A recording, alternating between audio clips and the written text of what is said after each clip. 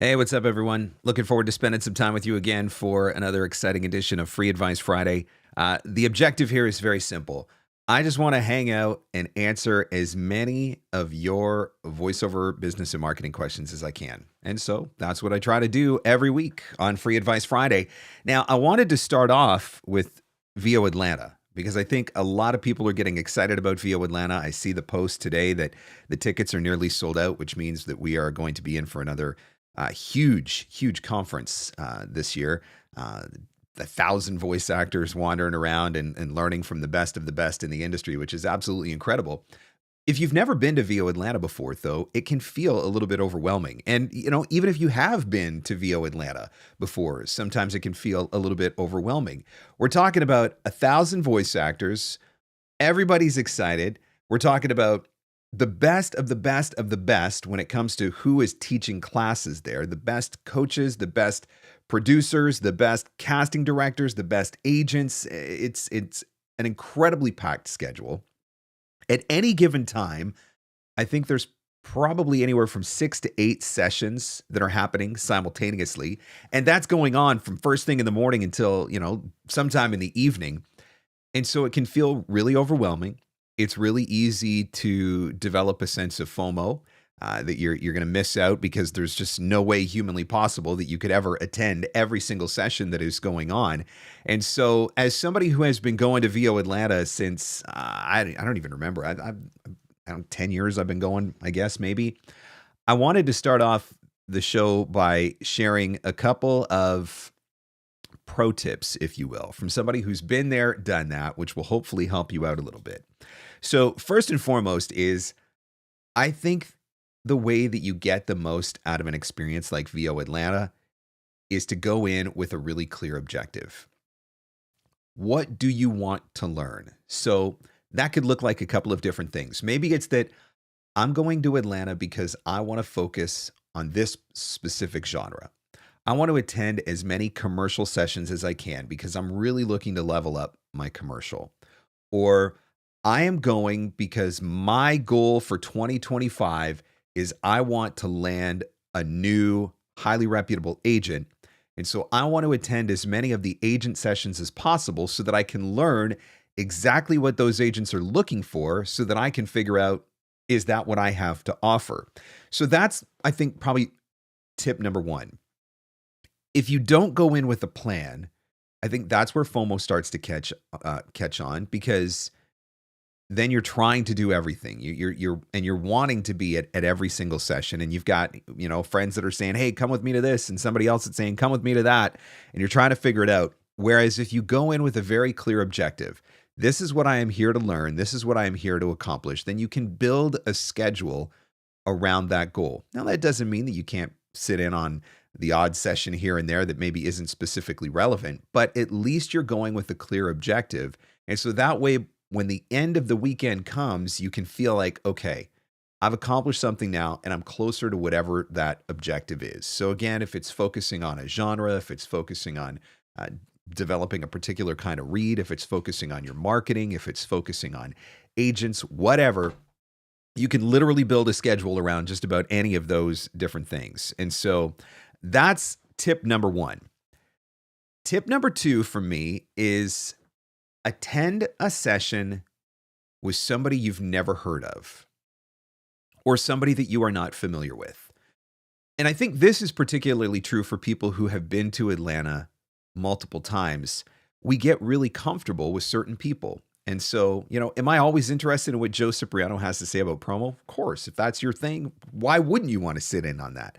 Am I always curious about what J. Michael has to say about the latest trend in commercial or whatever? Of course, I want to sit in on that session every year. But last year, for me, I had the opportunity to sit in on a session with Hugh Klitzke, and that's somebody that I had never had a conversation with before. I had never seen teach before. I was familiar with Hugh. I knew his name, but that was the extent of it. And sitting in on that session blew my mind. That led to me having Hugh on the podcast. It led to Hugh being a part of the 12 voiceover gifts of Christmas. It was an incredible experience to sit and watch him do his thing the way that he does his thing. I could say the same thing, a few years ago when I was at the Euro retreat in Ireland, and that was the first time that I ever had the opportunity to meet Dave Walsh and watch Dave Walsh do what he does. And so one of the things that I would encourage you with is look through that schedule and find somebody that you've never learned from before. I think there's also something to be said for getting into the same old, same old. If you're always sitting in on the exact same sessions with the exact same people, or if you're only listening to one specific teacher, and not that there's anything specifically wrong with getting comfortable with that, but sometimes we need to hear what somebody else has to say. And the reason why we need to hear what somebody else has to say is because maybe it reinforces what we've learned previously, or maybe it gives us a totally different perspective that we hadn't thought about before because we've always just done things one way. And so that would be tip number 2, is looking for an opportunity to sit in on a session with somebody that you've never sat in on a session with before, somebody who you don't know, somebody who you're not familiar with, and somebody that you're looking to learn something new from. Tip number 3, there are going to be a lot of A-level agents and casting directors at VO Atlanta, and there are every year. And when you are a hungry voice actor, there is going to be a very strong urge deep inside of you to try to pitch yourself to every single one of those agents and casting directors. And I just don't think that that's the way it should work at VO Atlanta. I think these people are here to teach us. I think these people are here to give us insights. I think they're here to help us peek behind the curtain. I don't think any of these agents are showing up at VO Atlanta in hopes that 1,000 voice actors are going to hound them in the hallways and at the bar, handing them business cards and pitching them. And so I would be very cautious about how you approach those agents. Now, personal opinion, ultimately you got to do whatever you think you got to do, but I think you would be far better served if there's a couple of agents that you really want to get in front of, rather than walking up to them in the hallway or walking up to them in the bar and pitching them and handing them your card and inviting them to listen to your demo or whatever. Go to their session. If they give an opportunity to read, get up there and read. Go and make an impression on them. Get on their radar that way. And then when you have an opportunity to run into them at the bar, maybe they're going to remember you. Maybe they're going to comment on how you did in that session or what a great read you delivered. When you get home from Atlanta, write them a card, a thank you card, to thank them for whatever it was. Maybe there's something in particular that you learned from them. And you just want to show your genuine gratitude and appreciation, again, without pitching them.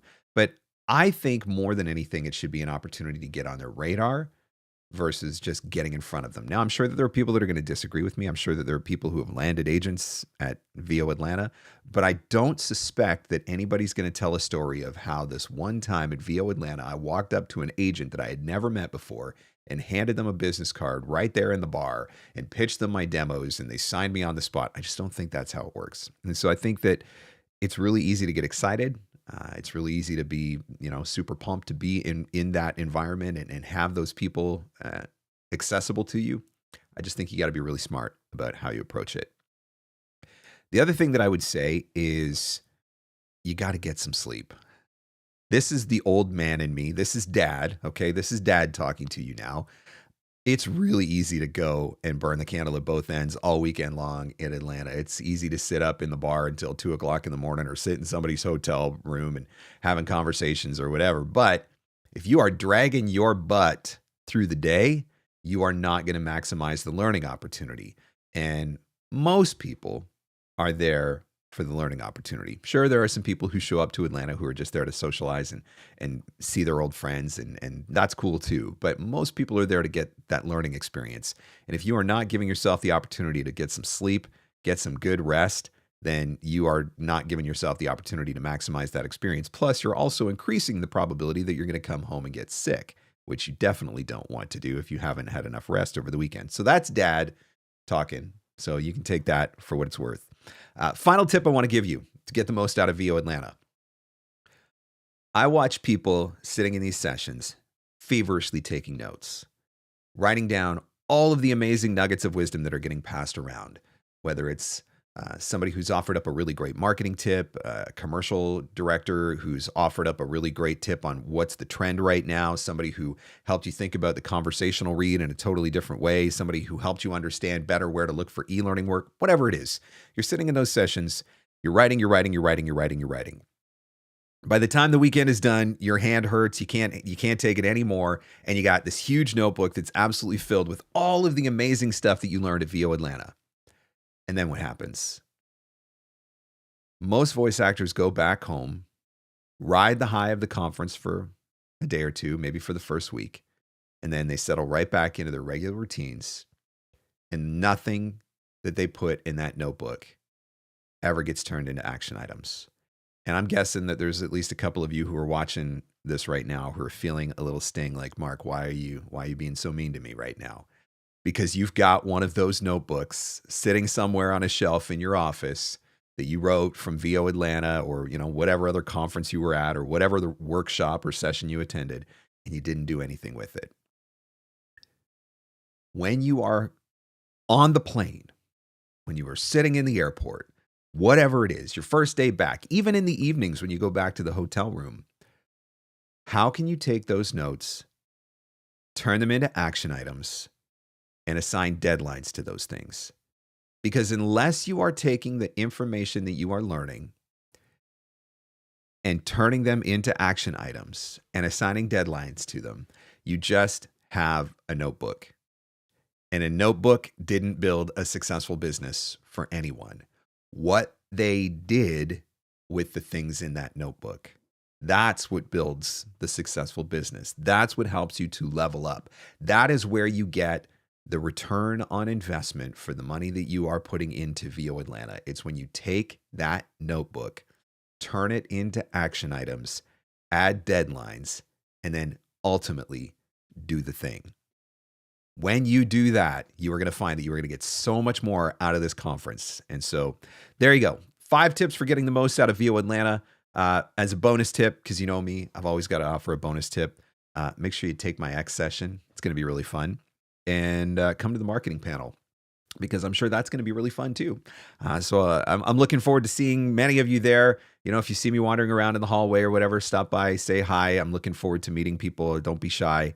I always enjoy having the opportunity to put a face to some of the people that I talk to on Free Advice Friday or who listen to the podcast or whatever the case may be. So please make sure that you come and say hi. So let's get on with Free Advice Friday, shall we? I am here to answer your business and marketing questions. Whatever you want to ask, whatever you want to talk about on the business and marketing side of voiceover, that is what this is all about.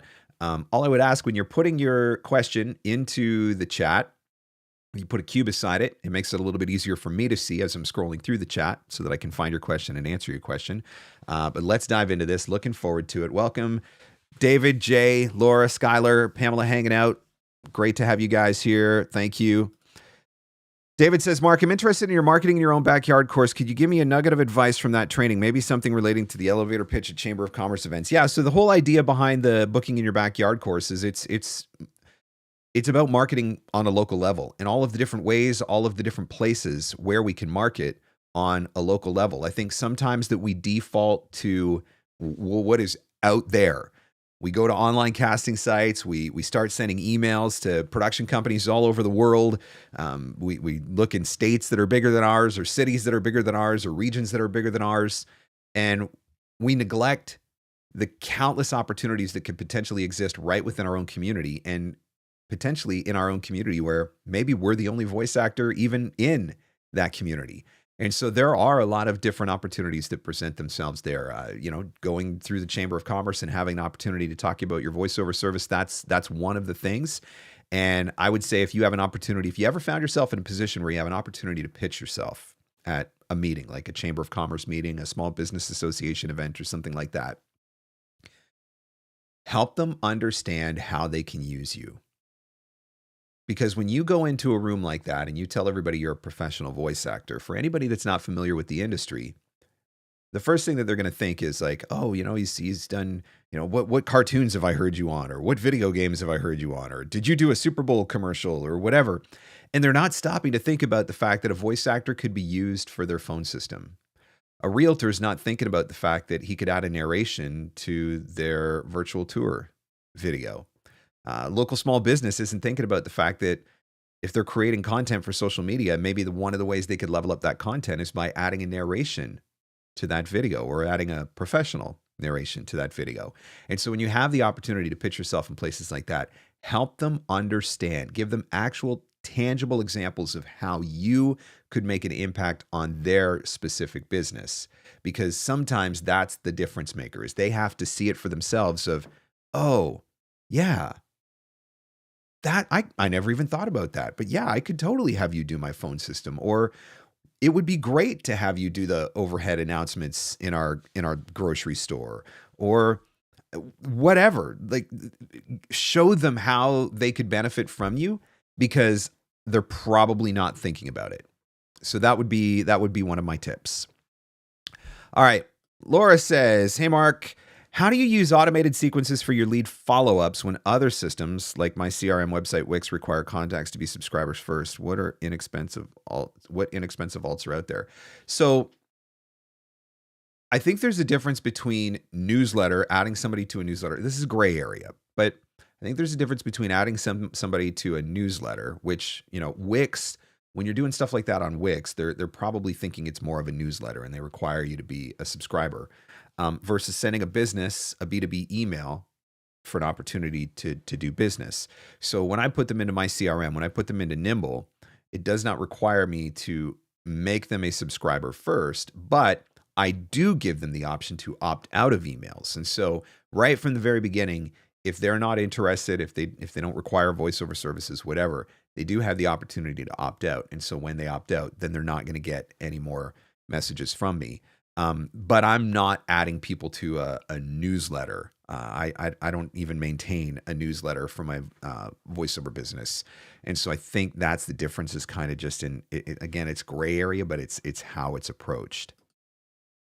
Loved Hugh's session. I coached one-on-one with him after that and booked my first commercial shortly thereafter. Hugh was absolutely amazing. Guys, if you haven't had a chance to do it yet, I had Hugh on the podcast. This is a little while ago now that he was on the podcast, but absolutely delivered a masterclass in conversational VO. So many actionable tips. We recorded that episode in September of last year. Of course, it's right here on the YouTube channel. If you go to vopreneur.com, you can do a search for Hugh's name, or it's on page 2 of the podcast results right now. But there it is, How to Be More Conversational with Hugh Klitzke. Actually, you know what? Let me just go ahead and throw this link in the chat right here. So that's if you want to listen to the audio version, or again, if you want to watch the interview, it is on the YouTube channel. But Hugh was absolutely fantastic. One of the best guys that I have ever talked to and seen explain the conversational VO. He was brilliant at it. Pamela says, "I purposely stay at the Embassy Suite so I can get some rest and truly recharge." Look, I love you guys. I'm excited to hang out with you. I'm excited to see you at Atlanta. But after 6 o'clock at night, you're not going to find me. And that is probably because I'm already in my hotel and I am already stretched out, reading a book and waiting to fall asleep. I need to be able to recharge. Otherwise, I will not make it through the weekend. But I'm also, I'm so introverted that I'm borderline hermit. So I will do what I need to do during the day. I look forward to having a lot of conversations and talking with a lot of people and meeting a lot of people, but I'm just drained by the time I'm done. And so, by 5 or 6 o'clock at night, that's it. I'm out. I'm except for Thursday, because Thursday I'll be teaching an X session still, but, it's nothing personal. But hey, you got to do what you got to do to be able to make it through the weekend. All right, let's see. What else? I don't want to send this down a rabbit hole. But would you like to offer some advice, opinion about seeking an agent when your body of work is small and your value to the agent will be small? This is a really great question, Jay, because it is kind of a chicken egg scenario, right? Granted, a lot of agents are looking to see what you have booked because they want to know that you are, in fact, bookable. So I do think that there is something to be said for that. And I do think that if you have some credits, that can certainly play to your favor. That being said, I think something else that agents are looking for is something they don't already have 30 of. So are you able to deliver something that their roster isn't filled with already? Do you have a specific read? Do you have a distinct voice? Do you fit a distinct demographic or whatever? What is it? Do you bring something to the table where you can look at their roster and they can see, okay, I don't have 25 of these people on my roster already, so there may be an opportunity here in a niche. So I think when you don't have a large body of work, I think that's one of the ways that you can approach it. I think agents also understand that, look, we don't all start with a resume. That's part of beginning in the industry. I do think that some agents will take into consideration your demos, who produced your demos, uh, who you coached with, things of that nature. I think that some of them will use that as part of a vetting process. But this is honestly something that you'll be able to find out a little bit more about in Atlanta too. I think you'll be able to get the agent's take on some of that. Hang on. I got to look up an interview because I did an interview with one of my agents. So let me see if I can find that interview.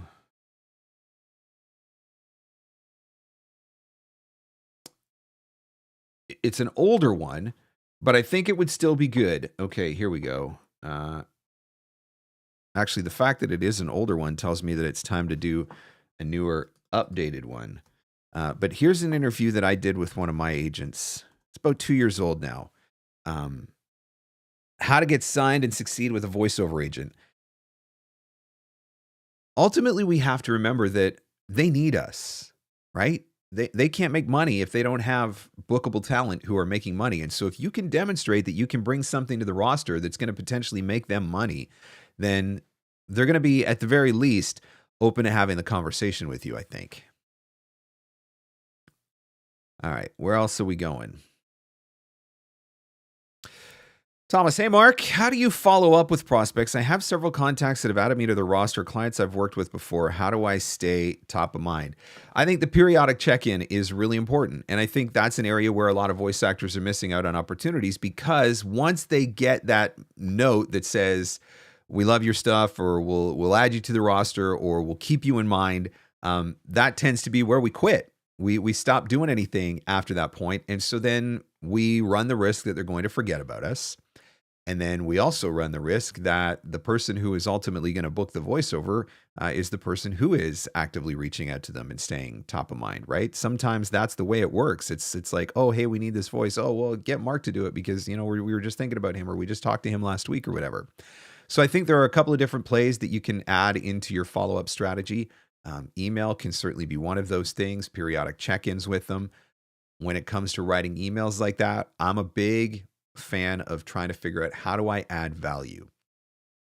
If I send out an email to all of my clients, or my prospects rather, and I say, hey, this month I worked on this, and this. Do they care? Probably not. Now, if one of those things that I worked on was a Super Bowl commercial or a spot that aired during the Oscars or something like that, okay, maybe they'll find that interesting. Maybe that adds a level of legitimacy and credibility to me. But by and large, if I'm reaching out to e-learning prospects and telling them about some random commercial that I booked on Voice 123, like, they don't care. There's no value in that for them. So if I'm going to get into their inbox, I want to get into their inbox and try to add value.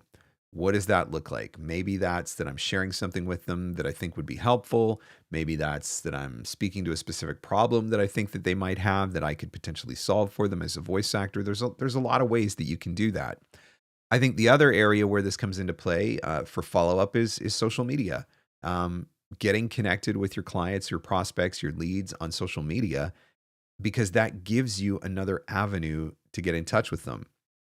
So one of the things that you might be able to do is drop a comment on something that they share on one of their social media platforms, or taking something that you see on one of their social media platforms and using that as the basis to reach out in an email capacity. And so that's where I think social media is really important, and getting connected with your clients and your prospects on social media is really important. I do offer a class called Follow-Up Academy, which is a 2-hour deep dive masterclass that walks you through my exact follow-up strategy, like literally walks you through my exact follow-up strategy, how many I'm sending them, how frequently I'm sending, what I'm sending, examples of what I'm saying, ideas for things that you can include, how I've automated some of this stuff. Like literally the whole thing is right there. I just taught this class middle of February, so it's very current, fully updated for 2025. So if you go to vopreneur.com and click on the store button, that class is there. The Follow-Up Academy Masterclass, that might be something that you want to think about, because it might be helpful to you. But yes, you definitely need to have a follow-up strategy. I'm just going to put this into the chat here for any of you who are interested in that. You definitely have to have a follow-up strategy. I think it's important to keep yourself top of mind, and I think email is a great way to do that, and I think social media can be a great way to do that. Or we talked earlier about booking in your backyard and local marketing. That's where, if you are doing that marketing on a local level, being a part of a small business association, being a part of the Chamber of Commerce, attending local networking events and stuff like that. It's a great way to get in front of people, and it's a great way to be able to keep yourself top of mind. All right, again, welcome to Free Advice Friday. Thank you guys for coming and hanging out. I certainly appreciate it. If you are enjoying the live stream, if your question is getting answered, if you feel like the advice being shared is good, I would certainly appreciate it if you would hit that like button for me. Thank you very much for doing that. If you do have a question that you would like to ask and get answered, feel free to type it into the comments. You can put a Q beside it if you can, please. That would certainly make it easier for me to see it pop out in the chat, because sometimes the chat gets very busy. There's a lot of stuff going on there. I want to make sure that I'm not missing any of the questions. So don't be shy. If there's anything that you would like to ask, I would certainly be happy to try and answer as many questions as I can. I can stick around until about 2 o'clock. So another half an hour or so. I mean, if you guys have questions that you want answered, I'm happy to stick around and do that. I do apologize that there was no podcast this week. I was on vacation last week, and yesterday's episode of the show was scheduled to be recorded on Wednesday, and I had to deal with a flood. We had a foot of snow, and we had probably about half of that melted in about 24 hours and caused a major flood in my workshop, which I spent about 8 or 9 hours last Wednesday afternoon dealing with the flood, pumping water, sucking water out of my shop with a shop vac, trying to clean up the mess, get rid of some of the stuff that got ruined. It was a great time, really super fun. Come to Canada, they say. It's great up here, they say. Not in the winter when the snow melts. So anyway, as a result of that, I just did not have time to get an episode recorded before I left for vacation. So sorry that I missed that. But hey, you should definitely listen to the current episode of the podcast, because the current episode of the podcast that is available is the episode with J. Michael Collins, where we talk about trends and tariffs and trade wars and all of that sort of stuff. And every time I get the opportunity to have a conversation with J. Michael, I feel like I learned something new. Just an incredibly smart guy. So many brilliant insights into the industry. You want to talk about a guy who's absolutely got his finger on the pulse of what is going on. If you have not had a chance to check out that episode yet, I would encourage you to do it. It's available here on the YouTube channel. It's available wherever fine podcasts are given away for free. Trends, Tariffs, and Trade Wars, the State of VO in 2025 is the name of the episode. So we do talk about what's going on in tariffs and trade wars, and is that going to have an impact on voiceover, and how might that have an impact on voiceover? But we also talk a lot about the shifting climate in voiceover right now. Reads are changing. Direction is changing. What was booking in 2024 may not be what books, or maybe at least not to the same level in 2025. And so are you keeping up with those changes? Are you paying attention to what is going on? J. Michael offering some incredible insights on that front as well. So that's why there's no new episode, because I just felt like that episode with J. Michael was so good that it just deserved to have a second week in its glory. It is on the website, of course, at vopreneur.com if you want to check it out. Like I said, it's right here on the YouTube channel. You can watch the video version of it, or subscribe, Apple Podcasts, Spotify, wherever you enjoy podcasts, and check out that episode as well. Look up the Everyday VOpreneur podcast. How do you make sure your emails aren't being sent to spam? My follow-up automations are very similar, and I feel like many emails are being sent in a short period of time could flag my emails as spam. It is a possibility. The struggle is real. There's no question about it. I would love to tell you that I have discovered the absolute magic formula. I have not discovered the absolute magic formula. There are a couple of things that I'm doing, though.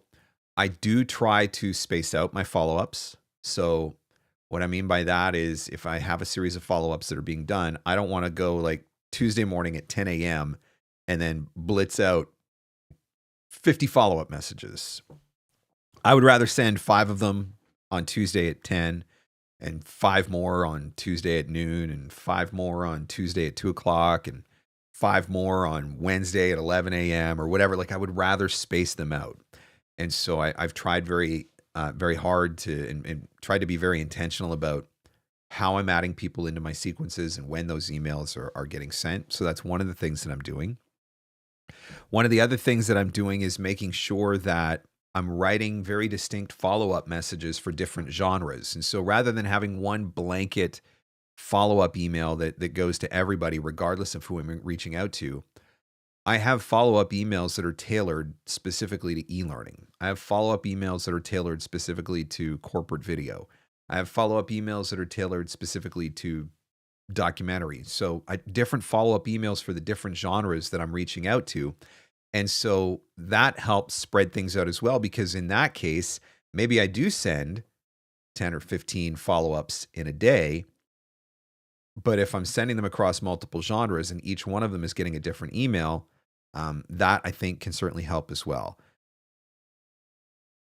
It is being debated about whether or not email tracking can send your emails to spam. There's a lot of research that says that that is one of the things that may be sending emails to spam folders. And so, for example, if you're using Nimble, Nimble gives you the ability to track email opens, to track email clicks. You can track them individually, or you can track both of them together. They actually now recommend that you turn off email tracking to anybody that is outside of your contact list. Because if it's somebody that you have not had previous communication with in the past and you're trying to track that email, those emails that have those tracking pixels embedded are much more likely, allegedly, to end up in spam. And so that's one of the things that I've flipped as well, is I'm no longer using open tracking. And ultimately, open tracking doesn't matter anyway. To me, it doesn't really matter anyway, because it's not an accurate metric. There are so many different things that can trigger an email open that have nothing to do with whether or not somebody actually opened the email. So I'm more interested in, did they click the link to my demo? I can track that. I can track that either through the link click or through VoiceSam using XamStats, for example. And did they reply to the email? That matters to me as well. Did they reply to the email? So those are a couple of little things that I'm doing to try to mix things up a little bit, so that I'm not sending the exact same email over and over again, and running the risk that does put things into spam. Jenna Jane, the voice that pulls you in. All right. Question. If you've got new demos and you want to send to past or prospective clients, what would you suggest putting in the body of the email? So one of the things that I would be very cautious of is only sending those demos to the appropriate people. And what I mean by that is, if you've got clients across multiple genres, make sure that you're targeting out an audience that the new demos are specifically relevant to. Only send commercial demos to new commercial people. Only send e-learning demos to e-learning people, for example. I think that's really important. As far as what to say in the body of the email, I don't know that there's a whole lot beyond just wanted to let you know that I've updated my demo to reflect some of the new trends that are booking in VoiceOver right now. You can listen to a copy of my demo at this link, direct them to your website or your VoiceSam player or whatever. And then say, and if you would like to have a copy to keep on file, I'm more than happy to send you an MP3. I like doing it that way better, because if you just send the MP3, again, unsolicited attachments run the risk of triggering spam filters. And so I would rather give them a link and then give them the option to request an MP3 copy. That way, when I send it, they're much more likely to be looking for it.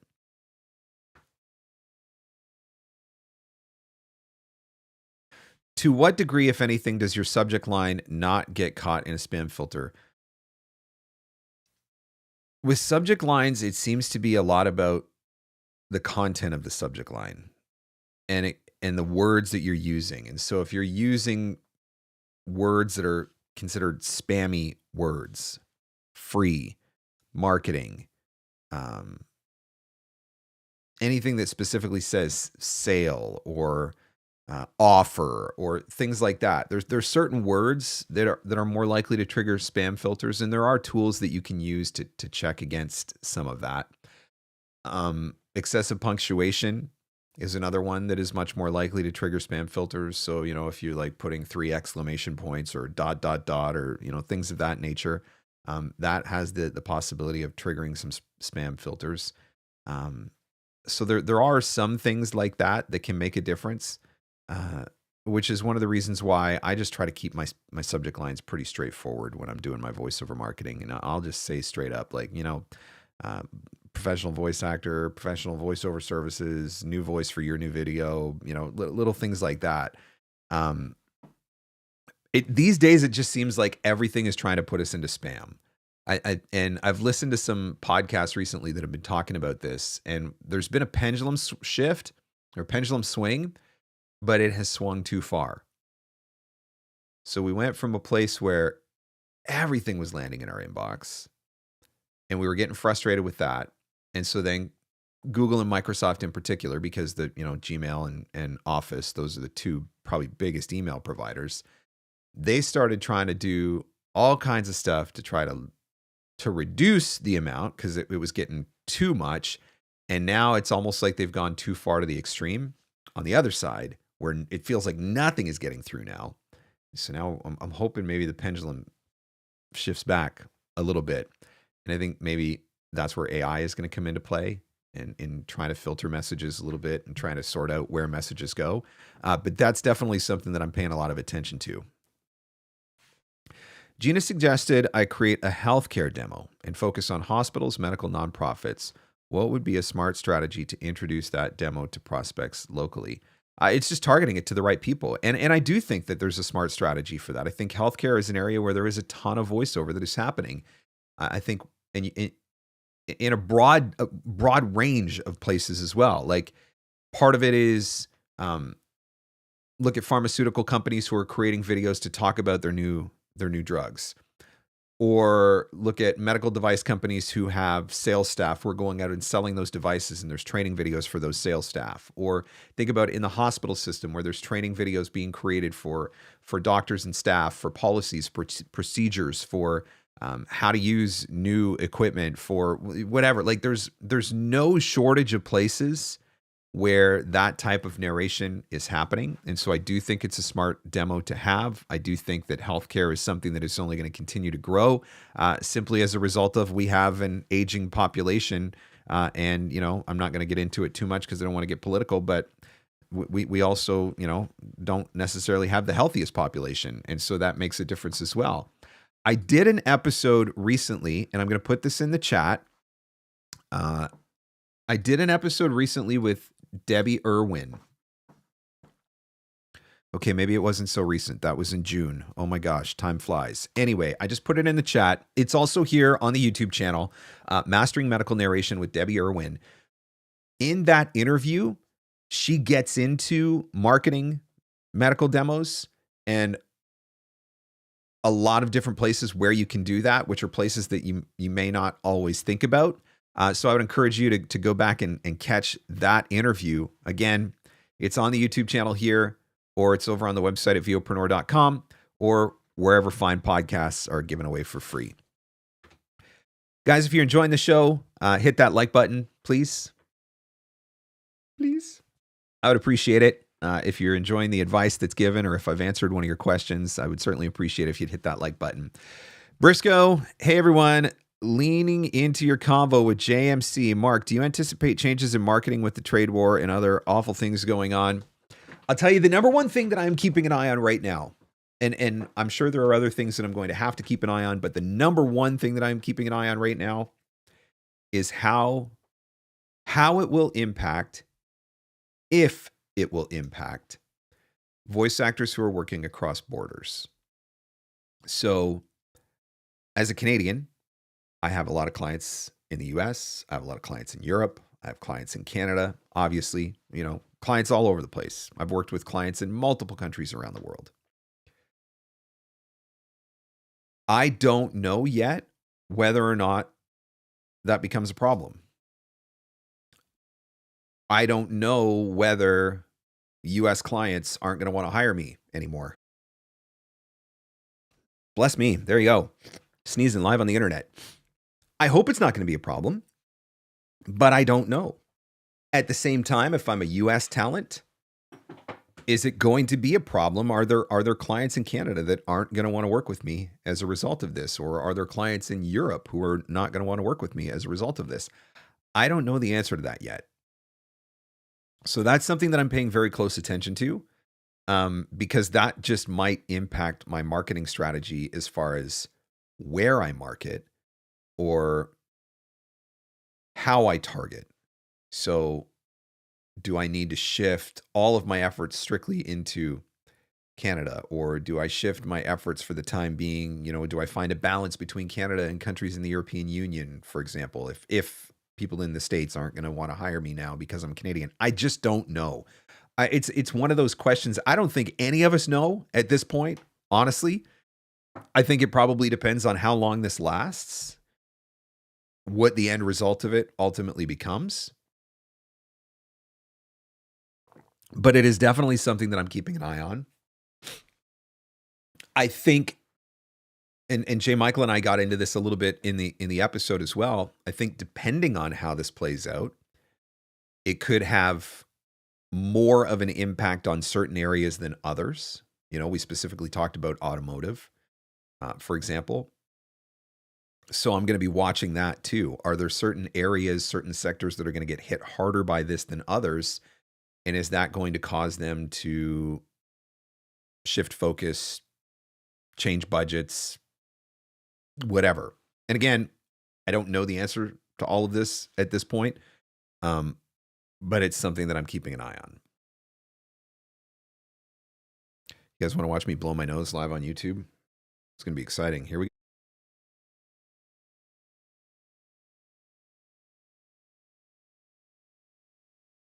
I don't think I've ever done that before. I don't think I've ever had to stop and blow my nose during a live stream before. You never know what's going to happen when you're live on the internet.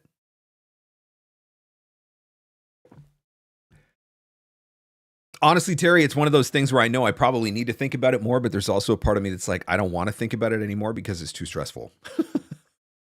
Like, it has definitely caused me some sleepless nights trying to figure out some of this stuff. All right, let's see.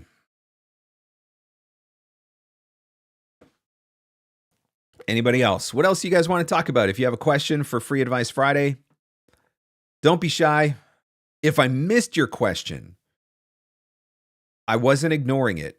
I may have just legitimately missed it because there's always a lot going on in the chat. So if I did miss your question, don't be afraid to retype it, because I certainly want to try to answer as many questions as I can.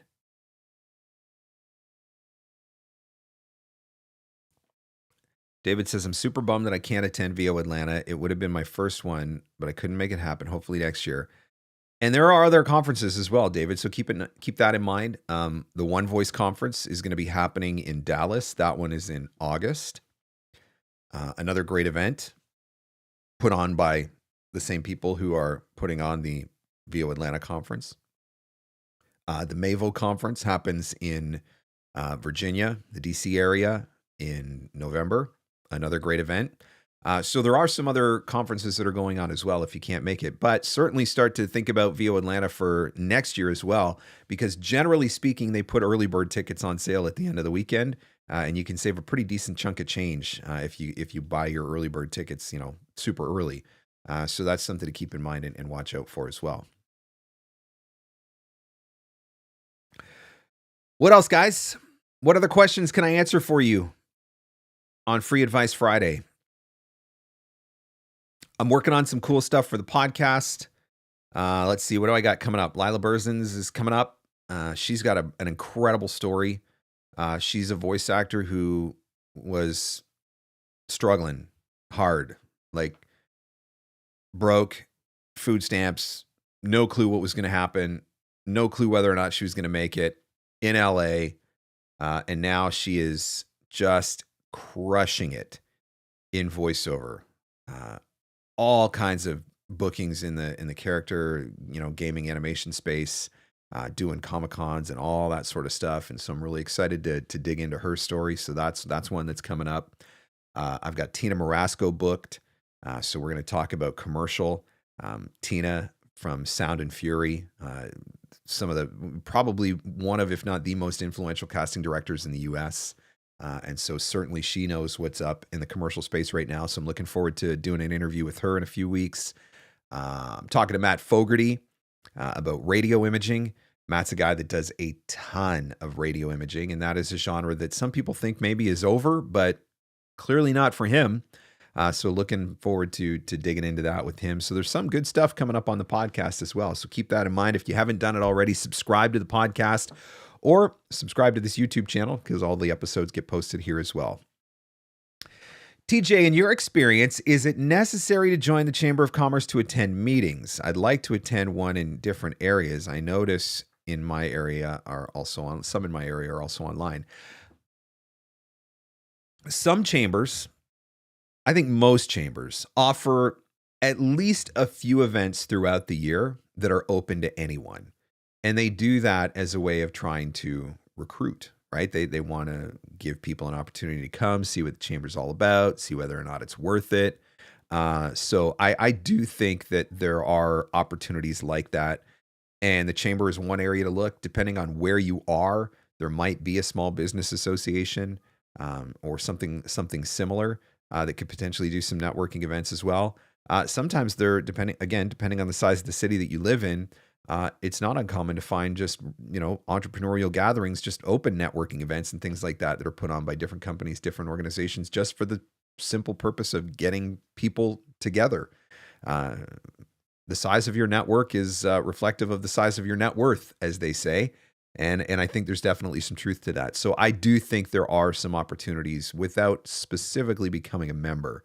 I do think there are probably some opportunities to get in on at least a few meetings.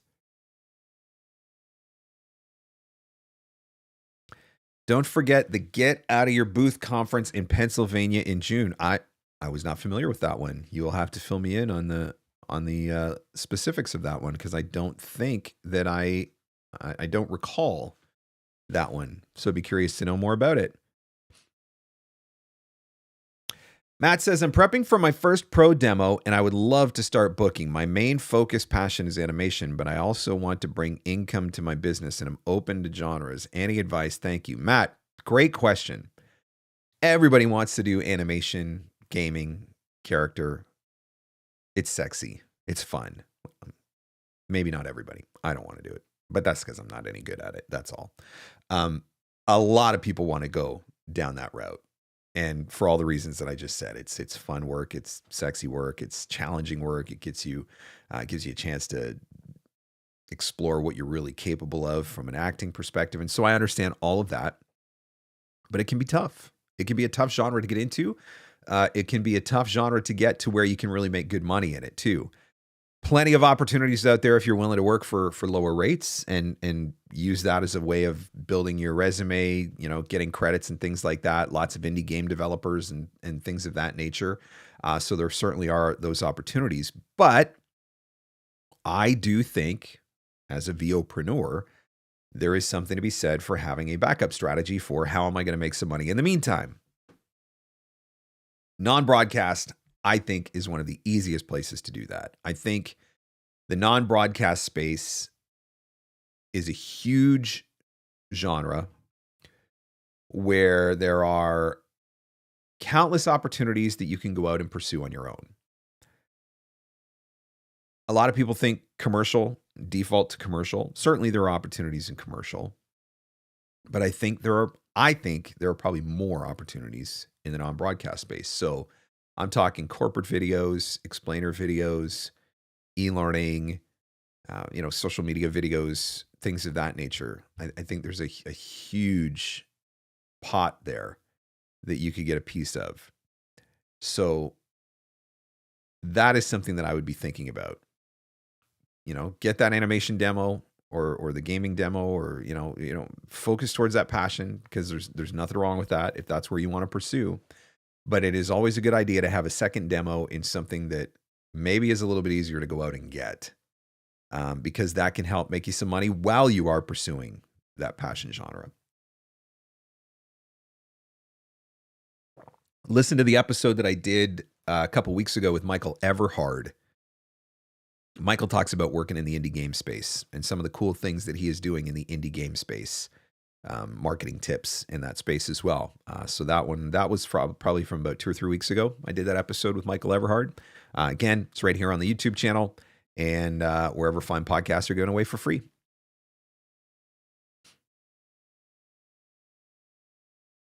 Can you recommend a few coaches for promo work? Joe Cipriano obviously is the number one name that everybody would think about. I think Joe pretty much owns that market, owns that space.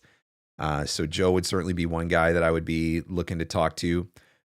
Brent Allen Hagel is a name that comes up. I don't know if he's still coaching, but he's a guy who books in that area a ton, and he's definitely making some money in that space. Ryder, I think, is a name that comes up every once in a while. Briscoe just mentioned Dave Fenoy.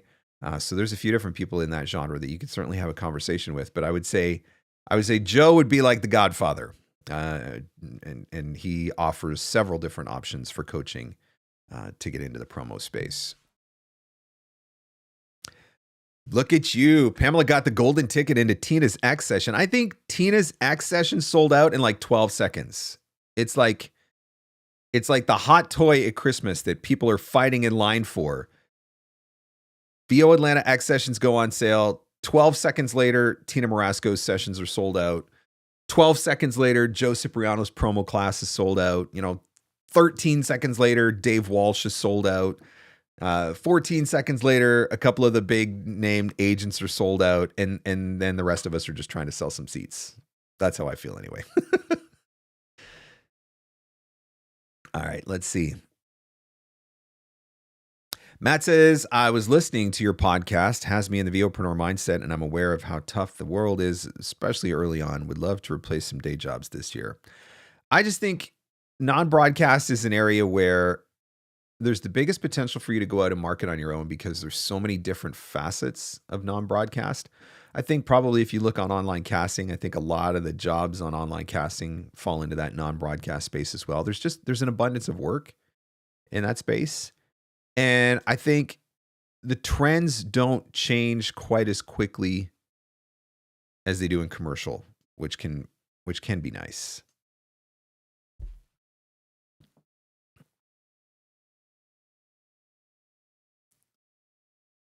I got in on Dave Walsh and Brad Hyland. Man, look at that. You are loaded and ready to go. Those are two incredible sessions that you're going to attend. I love both of those guys, and they will teach you a ton of stuff, and they will probably teach it to you in two totally different ways, which is also really fun. Just seeing different people's perspectives. Pamela says, I'm also attending Jeff Howell's promo session with CNN.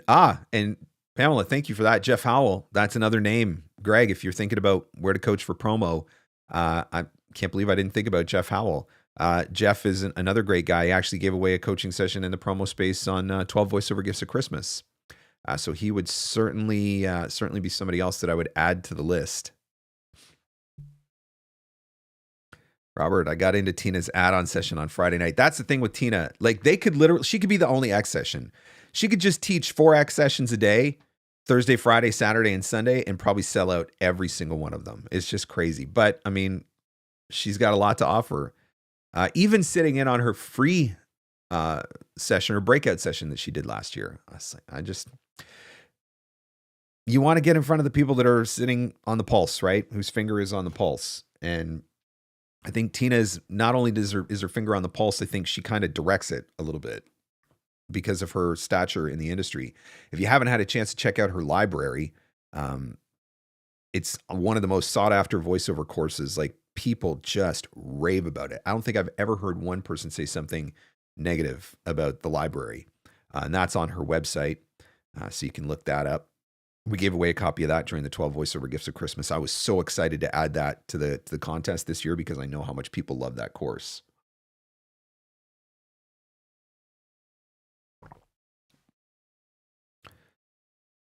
Look at you guys. Tina, Dave, Brad, you guys are getting in on all the good X sessions. Is anybody coming to my X session? Anybody? My session's on Thursday afternoon. I'm really looking forward to teaching it. It's actually going to be a fun one.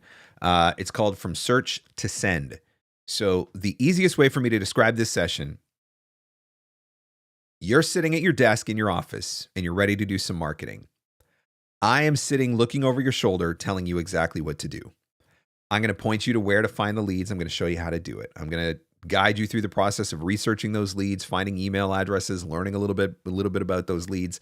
Then I'm going to walk you step by step through how to write a really great email. We're going to work on that together. So by the time this session is done, you are going to see my entire exact workflow as it happens from the point of finding a new lead to sending them that marketing email.